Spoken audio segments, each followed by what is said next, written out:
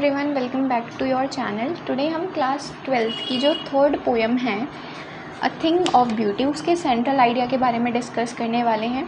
तो ये पूरा आप नहीं लिख सकते, कुछ लाइंस जो हैं आप इसमें से हटा भी सकते हैं, बट बेसिक आइडिया आपको पोएम का होना चाहिए। तो स्टार्ट करते हैं।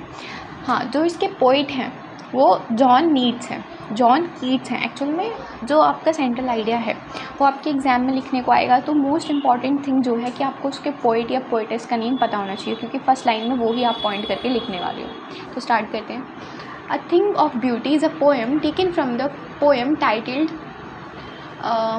एंडीमाइन a poetic romance. It's not important, ठीक है, ये ज़रूरी नहीं है कि वो कहाँ से ओरिजिन है, बट हाँ पता होना चाहिए। तो जो पोएम है वो बेसिकली कहाँ से ली गई है, एक पोएम से ली गई है, एक बड़ी सी पोएम से ली गई है जिसका टाइटल है एंडीमाइन अ पोइटिक रोमांस, ठीक है, जो रिटर्न की गई है बाय द फेमस पोइट, एक बहुत ज़्यादा प्रसिद्ध पोइट कवि रह चुके हैं जिनका नाम है जॉन कीट्स। उनके थ्रू ये पोएम एक्चुअल में इतनी बड़ी लिखी गई थी, उसका छोटा सा एक क्लिप बोल सकते हैं, छोटी सी पिक्टोरियल बोल सकते हैं, जो उठा ली गई है अ थिंग ऑफ ब्यूटी के नेम से। मतलब एक छोटा सा पार्ट था बड़ी पोएम को जो उठा के आपके चैप्टर में, आपके सिलेबस में डाली गई है। द पोइट सीज, अब यहाँ पे पोइट क्या कहते हैं, that a beautiful thing is a source of endless Joy, कि अगर अनंत आनंद चाहिए ना तुम्हें, कोई चीज़ मतलब चाहिए, अगर तुम बहुत खुश रहना चाहते हो तो तुम्हारे पास एक थिंग ऑफ ब्यूटी होनी चाहिए। मीन्स एक ब्यूटीफुल, एक सुंदर सी कोई चीज़ अगर आपके पास है ना, तो आपकी परमानेंट खुशी का एक सोर्स बन सकती है, संसाधन बन सकती है। It has eternal beauty which never fades away, उसके पास एक अलग सी सुंदरता होती है, अलग सा सौंदर्य होता है जो कभी फीका नहीं पड़ता। नेवर फेडेड का मतलब होता है कभी फीका ना पड़ना।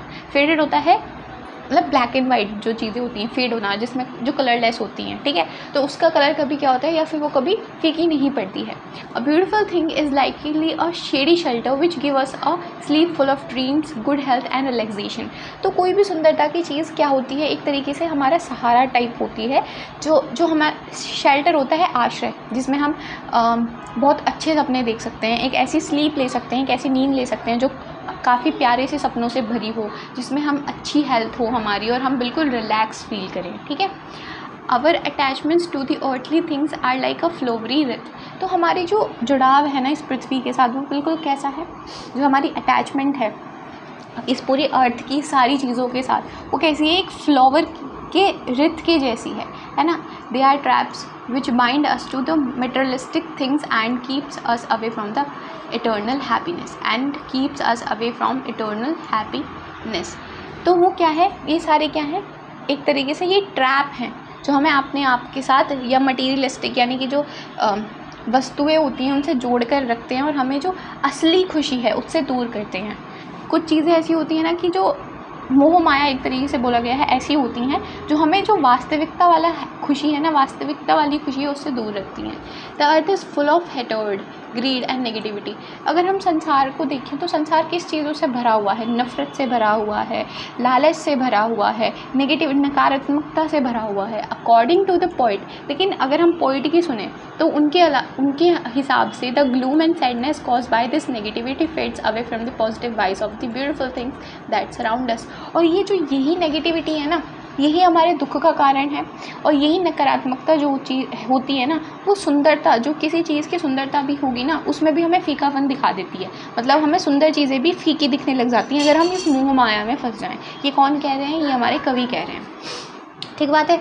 The poet listed out some of the beautiful things that surround us. अब यहाँ पे इस पोएम के अंदर पोइट ने हमें कुछ सुंदरता वाली चीज़ों के बारे में भी बताया है, जैसे कि एज द सेइंग गोस, जैसे कि उन्होंने कहा है, beauty lies in the eyes of the beholder, कि जो सुंदरता होती है ना वो देखने वालों की आंखों में होती है, क्योंकि देखने वाला तो भाई नेगेटिविटी भी देख सकता है, पॉजिटिविटी भी देख सकता है, तो सुंदरता किसके आंखों में है, जो व्यक्ति देख रहा है। He says that the numerous creation of God like the sun which gives us energy, the moon's beauty, the trees which give us shade and the natural beauties around us। उन्होंने कुछ प्राकृतिक सुंदरता वाली चीज़ों का वर्णन किया है, जैसे उन्होंने बताया है सन के बारे में जो हमें रोशनी देता है, उन्होंने हमें बताया है चांद के बारे में जो कितना सुंदर है, उन्होंने हमें बताया है पेड़ों के बारे में जो हमें क्या देते हैं, छाया देते हैं, जिसके नीचे हम बैठ सकते हैं, ठीक है। इन सारी मतलब सन के बारे में, सन हमें एनर्जी देता है, मून्स हमें ब्यूटी के बारे में बताता है क्या होती है सुंदरता, और ट्रीज़ हमें क्या करती हैं, ये सारी क्या है, ये ब्यूटीफुल चीज़ें ही तो हैं गॉड की बनाई हुई। The various animals like the sheep that surround us make our world lively. और ये जितने भी हम एनिमल्स देखते हैं, जीव जंतु देखते हैं, जैसे भेड़ें हो गई, ये पूरे संसार को ऐसा जिंदा सा बनाती हैं, मतलब ऐसा हाँ कि कुछ लाइफ शो करती हैं हमें। मेक द वर्ल्ड लीवली, पूरे संसार को जीवित रखती है। The pretty flowers like daffodils, तो daffodils is a type of a flower, बहुत सुंदर फ्लावर होंगे। तो ये जो प्रीटी फ्लावर्स होते हैं ये क्या बनाते हैं, संसार को बहुत सुंदर बनाते हैं, हरा भरा बनाते हैं, ग्रीनी बनाते हैं।